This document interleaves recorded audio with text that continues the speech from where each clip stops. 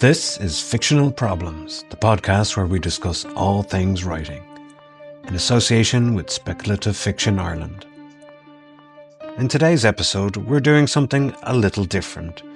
We'll be tackling a series of entirely fictional comments and queries from our equally fictional listeners, because sometimes the best way to explore real writing problems is through made-up ones. From unusual plot dilemmas to curious character questions, we'll share our take, insights, and a few strong opinions along the way. Join us. You know, when you hit record, I'm so tempted just to scream. Oh my God! Stop! And we're recording. We're recording. What happened there? Oh, I forgot my safe word. Okay, well, that's a starting. That's a start. Okay, and 3, 2, 1. Let's go. Welcome to Fictional Problems. We're back again. Myself, Gary J. Martin, and myself, A.R. McNevin. Yes, and today we are attempting a new segment of Fictional Problems called Fictional Comments. Fictional replies. We're gaming it out. Fictional letters from our fictional listeners. Our fictional listener. Hi, Bob. Yeah, our schizophrenic listener that has multiple personalities and has written in a number of comments and questions and just for his two favorite podcast hosts to address, perhaps. Well, 1.5 favorite podcast hosts. We don't know which is the half, but you know, yeah, it's very. We're vying for his love. it's a competition, really. Yeah, see how much we can say how much we like this guy. So yeah, we are going to these comments just from straight off the bat are completely fictional and made up by us. Yes, just to get that disclaimer. There are no actual comments. Yeah, but this is it's a sort of it's like rather than doing they're not episode worthy. Actually, they might turn out to be worthy in and of themselves, but they may be a kind of a 5-minute snapshot. So these are the bits and pieces that may have hit the cutting room floor if we had done it in the past. But we are going to do them instead in one large block of discussing smaller issues, demure fictional problems. Exactly. Yeah, we are going to see if this is a format that we want to continue, and also we'll be inviting actual comments from actual listener. Actually, Bob, get right, Bob. Yeah, do we have an email address? I don't know. Well, yeah, I think you can contact the Fictional Problems on Podbean. Oh, awesome! You can leave comments on all of the on either YouTube where you can find Fictional Problems, or on any of the associated platforms like Amazon Music. Sure. Yeah, comments can be made, and we guarantee we will read all the comments. Yes, and we'll take them. Actually, we'll take them to heart. Yeah, actually, it's a good place to start the idea of how have you dealt with comments in the past, or how dealt with feedback in the past. Since I've only read Nigel Gagara in physical form, and is it available in ebook? It's available on ebook, yeah. Okay. It's available as an audiobook. Okay, cool. It's available in ebook, yeah. Grant, have you ever received comments via those mediums?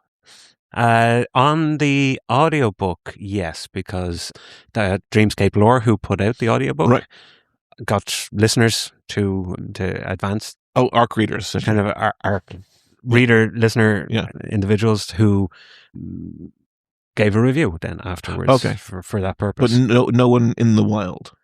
In the wild, no, I don't think so. Okay. I think I got one comment on Amazon. No, because I know it was 5 stars, but yeah. You mentioned before about a group you met in. It was in Galway.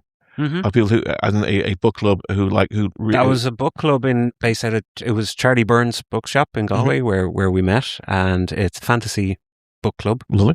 And they chose to take my book as the book of the month. Awesome. And yeah, I agreed to go down and kind of address questions and kind of field any kind of comments that I could. Yeah, lovely. Maybe hint at the future of the story and where it was going, that sort of thing. Exclusive little reading as well. Cool. All right. I assumed that there was very little negativity in that room. No, there was no negativity in that room. Yeah, it was. So as in, say, comments. They were very nice. They were very kind. I have not. Also, so I I'm the self-publishing one, so it's pretty much all ebooks. And there have been, as in almost all my books are sitting at 4 stars, which is, I think, and I like whenever I get a 5-star review, I think clearly you have not read other books, because it's like, because it's like saying, admittedly, it should be more than 5 stars. This is statistician in me saying you have to have a larger. That's not a sample number, exactly, because you never. Why 5? Why not 100? Yeah, you either get no review or your minimum review is 1, which means it's actually a 4-star review. Yeah. Anyway, but I think, as long as I hit 4, I'm grand. But there is the occasional nasty comment, and I'm thinking, some of them I'm thinking, that's fair. Yeah, okay, that's fair. Yeah. And some of them I'm thinking, did you actually fucking read the book? But I'm skim through it.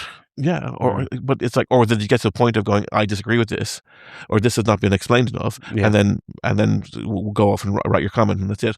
Goodreads is a /bad place if you want to have a long night of the soul. If you want to be really wanting to kill yourself, start reading Goodreads. Because you have a lot of people who are very opinionated. Now, I always caveat by saying that if someone wants to spend time, spend hours of their time reading one of my books, then they get to say whatever they want. Pretty much, it's out there, it's theirs. So I'm talking.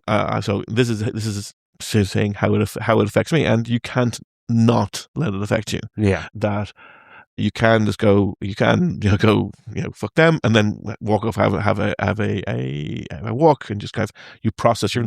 But it is a feeling that you have to process. Yeah, I do remember. Well, one particular comment that's like. It's like the reviews that I have for Night of Galgara on Goodreads are all mainly positive. I mean, there's some good points that they've made. Nobody's perfect, but there was one particular review, and there was a lot of thought put into it. It was a 2-star review. Wow. And then in brackets it was like 2.5. Okay, right. So it's saying an average, but 3 is the average. It was a very well considered review. Right. It was worthwhile to read it. I thought it was very, very well put together critique. Yeah. Some very valid points made. So I was like, okay, yeah, that's it. Even though in the 2-star review they're saying good, strong writing, good characters. They're saying it's a very balanced. So they're telling things that they liked about the book, and then other things they didn't. Again, like I said, completely fair. But spent the time in that. Would you say that the on the balance, did the words match the rating? Like because it's actually, and that in itself, I imagine is a topic in its own right. What are the things of a novel or things of a story which deserve to take the focus? As in, is it the characters? Is it if someone walks in and reads either our books or any book, if they expect, say, a fast-paced adventure, and they pick up either, say, the slow burner psychological thriller, or they pick up like A Song of Ice and Fire, or they pick up Lord of the Rings, they're not going to get that. No. So it really depends on what that person is looking for at that time. Yeah. So fair. If they say the characters are great, then clearly, if they're putting it a low star, it's like you, again, the statistician in me. And I go, if you work a job and you have KPIs, I'm the one who sets them, or I'm the one who can get consulted on how to set them. So it's like, is it 10% of the score here in 20? It's an entire thing we could go on. But so that was a like that. I actually thought the wording used in that review was, by comparison to the rating, I thought it was a lot more positive in what was being said in the review than the rating suggested, weirdly enough. Well, so they're espousing a lot of good things about the book. Yeah. And yet the rating was what it was, which is fine. Which I guess is as I said, the reader gets to decide. Yeah. They're the ones who are often spending the money, often spending the time, because time is the one thing that we don't. We have really limited resources of. So if someone's going to spend 17 hours reading one of my books, then it's like, they get to decide. Do whatever they want. If they don't, if I didn't do a good enough job for them to get to the end of it, if they did get enough job doing to get to the end, and they have an emotional reaction that is not the one I intended, of disgust, or correct disgust, as in because I could intend disgust, because I've ended more than one book in fucking dramatic fashion. Okay, that then that's on them. That's they have interacted with the text in a hopefully honest way, and maybe it's how they are in their. Even saying this, it feels like an excuse, but it's like we can only interact with art in how we are experiencing this moment in time. Subjective to the person experiencing it. Yeah, and all valid. Almost. Well, like I say, once there's an honest application of their consideration, I count it as a valid opinion. So yes, we will dive into these fictional comments far away that have not come from anywhere other than the deep recesses of our soul. The abandoned lots and inner city disaster areas of our subconscious. Yes, some have been inspired by other thoughts and other locations, but the ones that I contributed to, at least, were done that way. I don't know if you have. No, these are all completely unseen by both of us. We got someone else to write them. That actually would be a good idea. I know you're lying now because I've seen them, or seen a few of them. But that would be a good idea to get someone else. Real genuine comments from actual listeners. Yes, that would be great. Or no, but even getting your publisher to write up a bunch and could do. Yeah. Interesting. Okay, we'll dive straight in with this first fictional comment from Eliza Treadneedle. Sent in Eliza! And her comment is entitled Last Words versus Silent Endings. Awesome. Eliza says, not really. Eliza says, Dear hosts, that's us, I've been agonizing over character deaths. Is it more powerful to give a character poignant final words or to have them die off page and be discovered later? Final words can feel theatrical, but silent endings can feel hauntingly real. Is one approach inherently stronger, or does it depend on genre expectations, such as epic fantasy or sci-fi? Also, how do you avoid cliches like the overly convenient last confession? Do you want to Thank you, Eliza. Thank you, Eliza, for that owl. They've arrived by owl. Yes. Neural input node and as a subspace wave. Lot came in. They can't take the sky from me. So character deaths. Well, yeah, character deaths. You're always the one that says kill your darlings. Oh yes, kill them off for as much as possible. And this is a absolutely kill your. I think this is an absolutely kill your darlings moment because for me, it's very, very incredibly dependent across genre, across story. Yeah. For me, it would narrow down to how that character has interacted up to this point. If they have been, because characters aren't always just characters, they're also, you can talk about the subject-object interaction of, if it's a character who is the quest giver, or, if you want to go down the camel. The wise mentor. Fuck you. All these tropes. If you want to classify down what the characters are and their function and the function of the story, absolutely, then the idea of then their death can be a function in its own right. Yeah. So the death has to serve the plot. Yes. So is it that the death is serving a function, or their last words are serving a function? Mm-hmm. Is it, as you say, a confession, or is it, say, the coughing of blood and going, the butler did it? The coughing's probably not a good sign. Yeah. No, I'm fine. I'm fine. Or is it just, where are they? They were supposed to be here half an hour ago. Yeah. Before we start our mission. Oh, but that's actually a really, really good point. That because rather than just looking at the death, you're looking at how the characters around the death are interacting with it. Like, say, people often say, it's like the last things I said to my husband before they died is, I asked them to get the laundry done, or some mundane task, a non-loving thing. But it's like, no, like, you have to consider everything else. But in that moment, for the reader as they're traveling through the story, if the person is dead and say it died at the end of one chapter, and the next chapter starts, and they're going, where the feck is she, or where the feck is he, or where are they? The reader's aware, but the characters are not, and the characters are just gooding into them, going, they're not reliable, they're really not fucking reliable.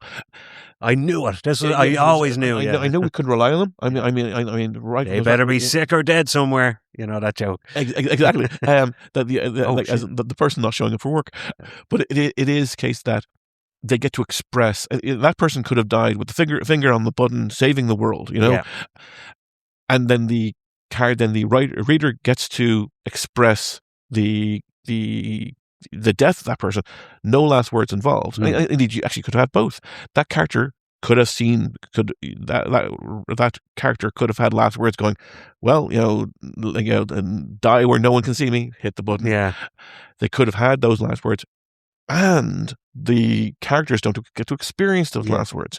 So you can have a situation where both fits in, depending on the narrative. As in the reader gets the last words, but the other characters do not. Yes. So they're missing a vital piece of information that you can convey to a reader, that a reader can have in the back of their head as the plot goes forward. And if the characters only knew what the dead person said, or what they did in their last moments, that could change things. So it opens up different different avenues of exploration. Like on the touchstone we often use is The Dark Knight. Yeah. Rachel Dawes leaves her last words. Yeah. She tells Bruce that she's going to go off with Harvey. Her last words are to Harvey. Yeah. It's like, oh, don't worry, you'll be safe. Because she knows that Batman will come for him. Yeah. That everything's going okay. So that, in a way, Bruce never gets her last words. We do. Yeah. We understand, because Alfred kind of burns the letter. So in that movie, I can't remember if it's flipped in The Dark Knight Rises, but he continues going. Yeah, we would have been together. Yeah, I was going to pick me. Yeah. Yeah. So that is both cases for so. That is I don't think that can be overused as well, but I think that's a good, nice, exciting kind of way of doing things. Yeah, absolutely. The lack of last words can function as well. Like we talked before about how AI can't do silences. Yeah, that doesn't understand the silent moment. This is the silent moment. This is the you get the reader to go, well, would they have been together? You don't know, as in would have. If the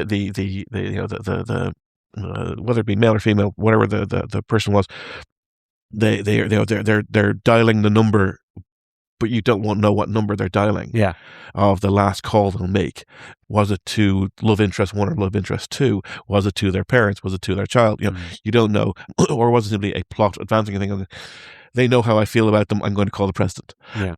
So the extraction of those last words. All you have is how you have depicted that character up to that point.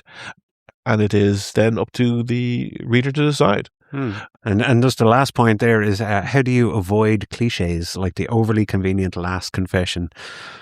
Have I ever used that? I don't think I have. I'm trying to think if it's something that overly, well, I can see it is a cliche. It's like you were saying, the butler. Yeah. Or Castle Arg. Yeah. or the Monty Python. So he actually carved out Arg. He'd just say Arg, wouldn't he? He wouldn't carve it in the wall. Well, so maybe to expand it slightly, the idea of, because that would be a character who serves that one purpose of passing information on in an artificial way.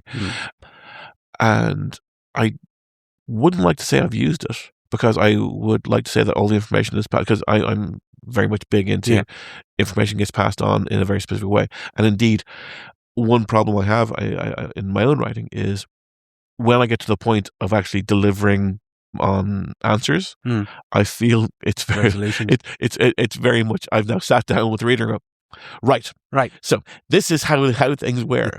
Very much in like everybody understand? Okay, then we can move on. Exactly. Like it's like a flashback sequence. Remember when I said this? Remember when I said this? Remember when I said this? See, it all makes sense. Ha ha. And it's like it's this wonderful moment of am I great? Didn't I hit it all along? You knew about it all along and you didn't figure it out. And I fucking want to avoid that as much as possible. Yes. So yeah, well, I don't think. Yeah, so I don't think I've ever used that as a trope, and now I'm going back.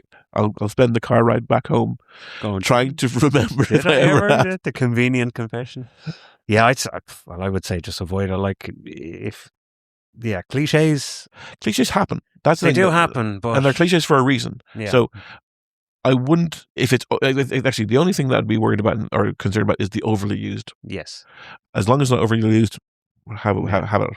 Use them like a surgeon's scalpel, not a Kango hammer. Yeah. Actually, talking about both comments and about this, I remember one comment I got on the first of the Quantum Anti books where it said that it was cliched. Oh. And I thought, yeah, 100%, because I set out how things work, and then I spend the rest of my time. So here's how magic works. Here's all the different details, and now we're going to have fun. Yes, because there's so many things out there that you have to narrow down. You have to boil down to your soup, and then here's your soup, and then you garnish. So, yeah.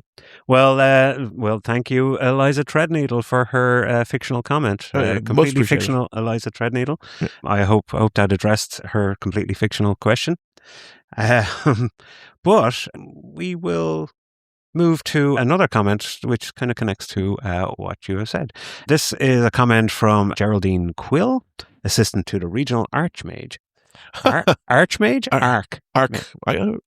Archmage. And the title of Geraldine Quill's comment is Magic Systems and Bureaucracy.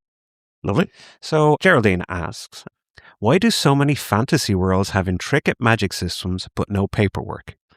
If magic is regulated, shouldn't there be permits, audits, and compliance departments? From a storytelling perspective, does introducing mundane systems like bureaucracy ground the world or risk draining the wonder out of it? This is a wonderful comment. And thank you, Geraldine, for that. Yes. And I have to say, one I hadn't read before. So these are all unseen. This is completely blind. So yes, it is. So Geraldine. There you go. My first reaction to this was that this is because a lot of writers, let's say, I was about to say, don't have real lives, or there is the. I can attest to that. They have. You can only write what you know.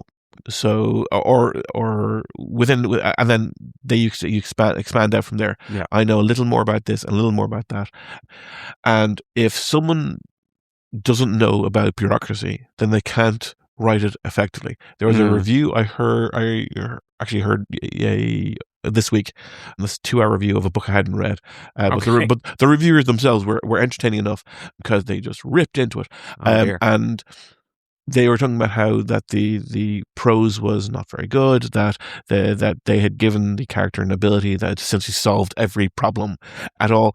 So it was, and in that case, that writer had not fully understood the capabilities that are presenting to their readers. In the case of this, the capabilities given to their characters. In the case of this question, they are not full. The reader who is not fully articulating their world. Is well, if bureaucracy is required, if a system is required, then yes, absolutely. Then magic again. Completely would give a grounding, like, or a believability in the mundane, because not everybody is the king of the castle. Not everybody is the greatest hero walking around. Not everybody is the archmage. Yeah. So it would make sense if you're trying to. I know from my writing anyway. Okay, I don't have a magic system. True. In my fantasy series, which is kind of something a lot of people might say is missing. No, if it's a fantasy series, but no, it's not fantasy. I would. Yeah. I'm sorry for interrupting because I know you're, but no, don't. Because I would definitely not say that, because you have set up your world in a certain way, and introducing magic at a point would even kind of saying it's only fireball. No, it's not. So no, your world is fine. Yeah. Thanks, but it's a case of due to that I tried to go for, I won't say a hyper realistic or but definitely a grounded realism in terms of like having the combat have weight, having impacts, feel like they're impacting. Swinging a weapon is a heavy weapon. Is takes effort. So and I like the idea of the characters get tired, they get worn down as things go on and keep hitting them left and right. They're dealing with it, they're getting on, but they're they're not coming out of it like, I'll just take a Dungeons and Dragons 8 hours rest and I'm 100% fine. Yeah. But in terms of kind of the bureaucratic side of things, then it's a case of there are characters that handle the grain and the coin of the city. You know, there is a judicial system that deals with prisoners and criminals. Yeah. There is a crime and punishment element. Like there is a prison system. There is like a city guard that would protect the city. Yeah, all these bureaucratic kind of points. I pay passing comment to. Sure. To give that, so it exists in the world, so the reader goes and gets this sense of this is a well-founded or kind of a well-rounded world that they are dipping their toe into.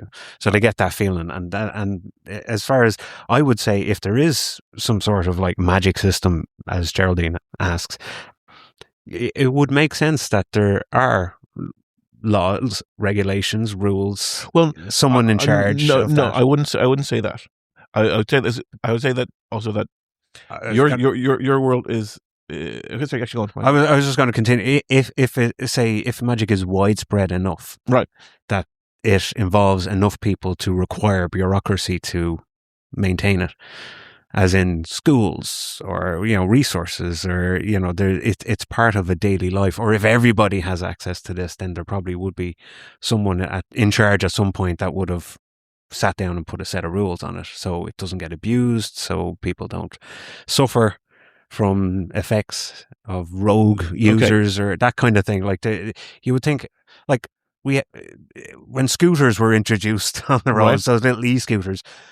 It was fine. It was lawless for a long time. And then everyone went, hang on, these things are actually a problem. Yes. So we have to actually define what these vehicles are in law. Yeah. And we have to have laws that relate to the use and proper function and proper use of these things.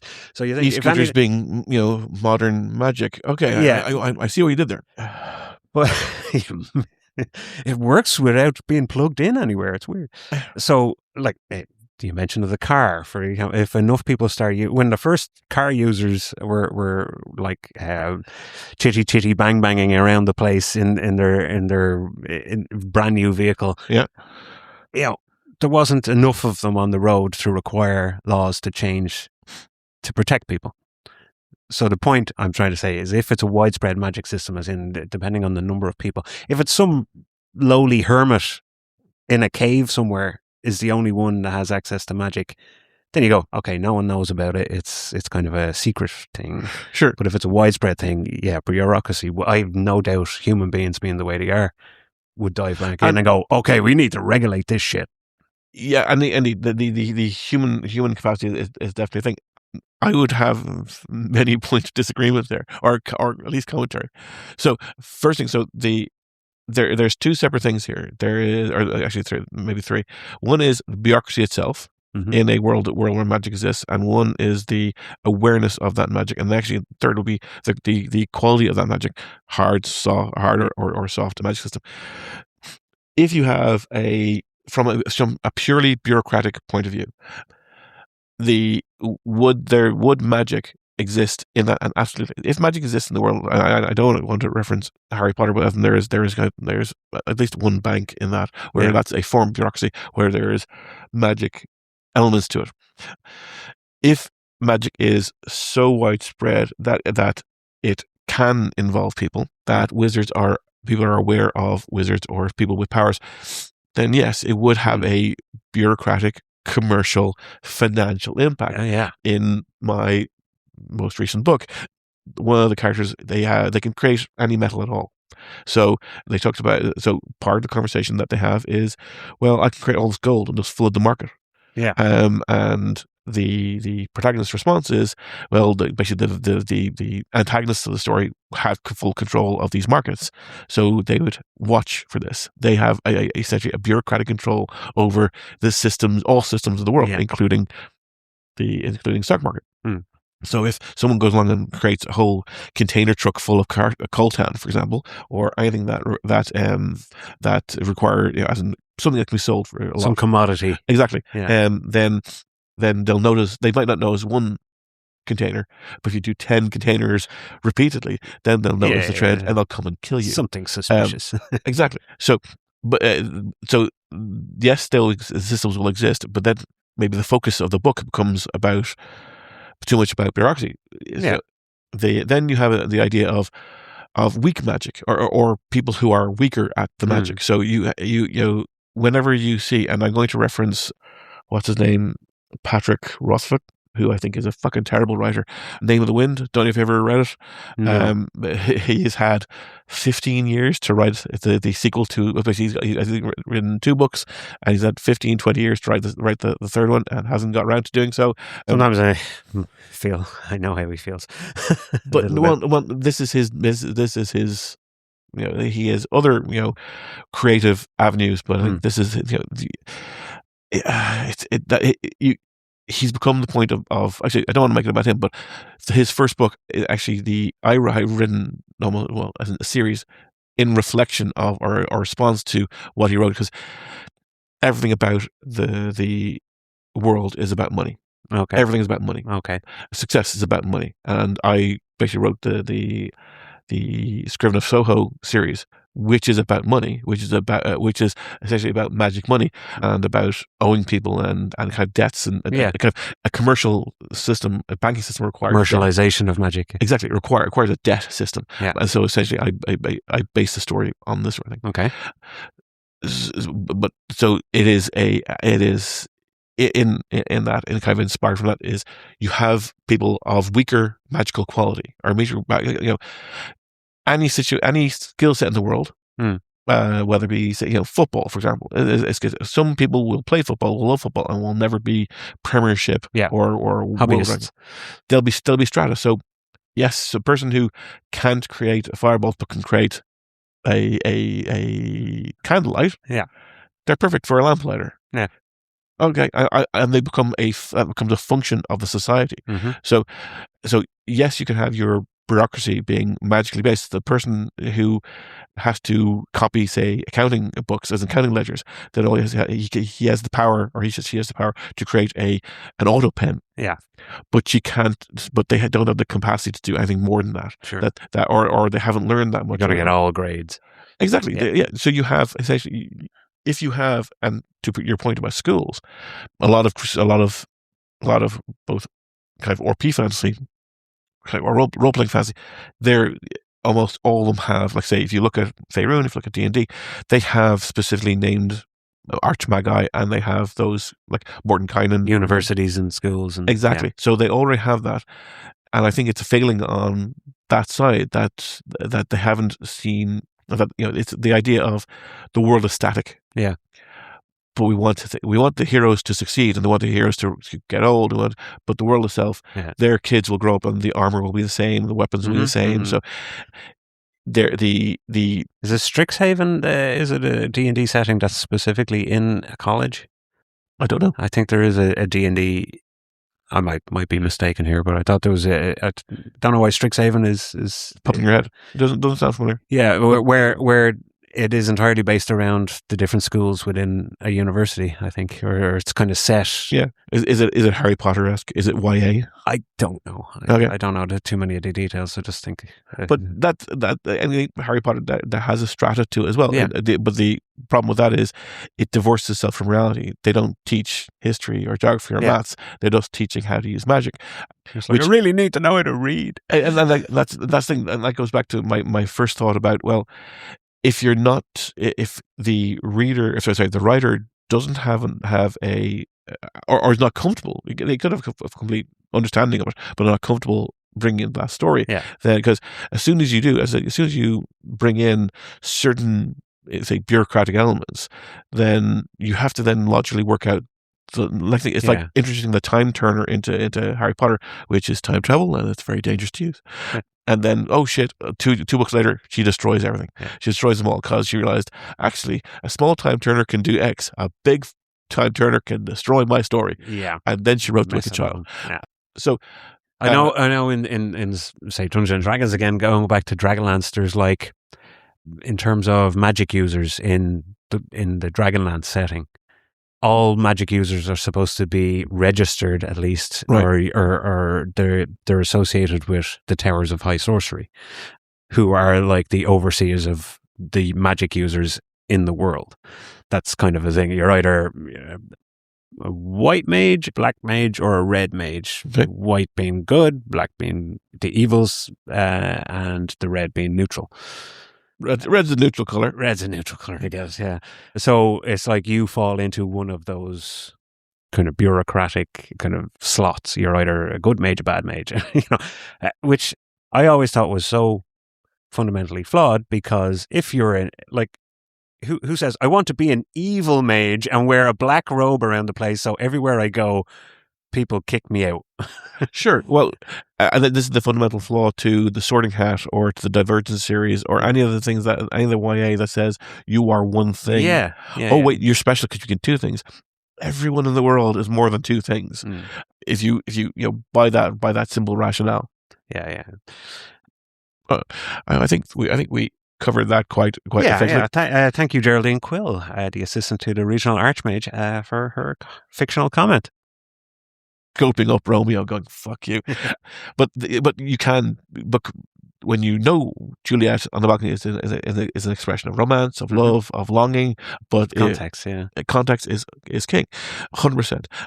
There was another thing that popped into my head when you were talking there, but Darmok is a wonderful example of even knowing the words, but not knowing their context. Yeah, so it's communication. So the point where etiquette comes to failing is where they haven't even tried, or if you have started to sit down with someone to speak.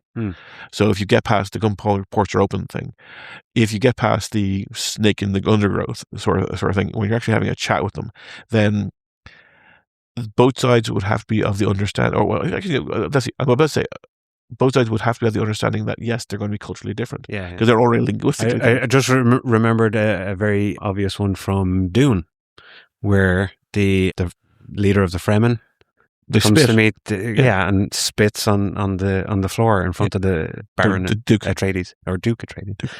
And knives are drawn, and it's like, oh, it's so offensive. And he goes, not to, obviously not to the Fremen. Yeah, that's a sign of giving.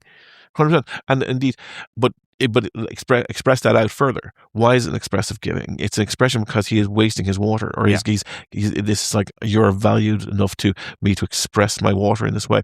So it all comes down to the coaching. So so me saying it's bad writing at the start. Whoa, that was a bad initial take. Well, actually. Okay, well, thank you. One more thing for Dr. Elise. One more thing before we close this off. Because and actually Dune relates to Denis Villeneuve. I've never encountered a sci-fi that he's done which I liked, and I've watched them all many, many times. When he did Arrival, again, time travel, bad thing. We have a comment on time travel coming up, so we'll get, but in that conversation, that's had between the aliens and the human scientists, the scientist translates a word back as weapon. Okay. This is a key plot point. But why, or in what situation would that word have entered the vernacular? Yeah. Because just as you say, Troy lifts up a cup. Is it a cup? Is it hot? Is it carrying? Is it, what is it? And what is a container? You show them a picture of an axe. Yeah. Tool, yeah. A stick, tool, a rock, tool. Did you show them a picture of a gun or a sword or a spear or a nuclear bomb and go, oh, weapon? Yeah. Why? In your conversations, when you want to have a conversation with someone, would you ever show them the word weapon? Mm-hmm. And that's fundamental to the story. And now they're going, hang on, question. Wait a minute. Okay. Again, thank you, Dr. Ellipsis. I hope that addressed your completely fictional comment. And I hope your attempts for world domination go very, very well.